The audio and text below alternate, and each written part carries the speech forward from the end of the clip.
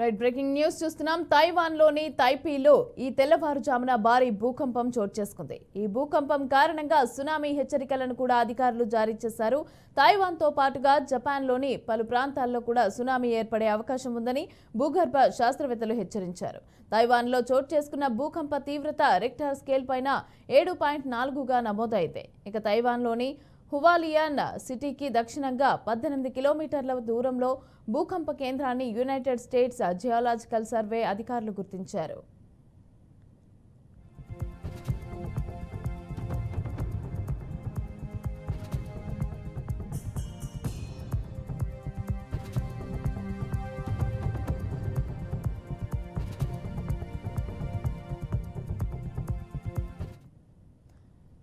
మియాకోజిమా ద్వీపంతో జపాన్లోని దీవుల్లో సునామీ వచ్చే ప్రమాదం ఉందని అధికారులు వార్నింగ్ ఇచ్చారు.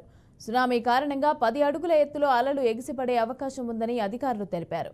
199లో తైవాన్లో 7.6 తీవ్రతతో భూకంపం చోటు చేసుకుంది. ఈ ఘటనలో 2400 మంది మరణించారు. ఇక భూకంపాల కారణంగా ప్రతి ఏటా జపాన్లో 1500 మంది మరణిస్తున్నారు.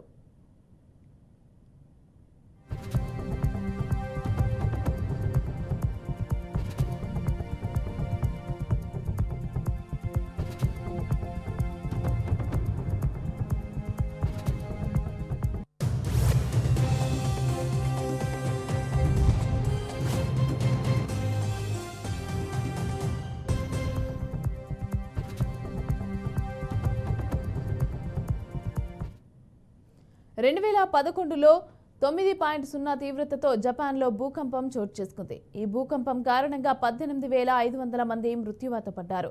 ఈ భూకంపంతో జపాన్లోని 3 అణు రియాక్టర్లు దెబ్బతిన్నాయి.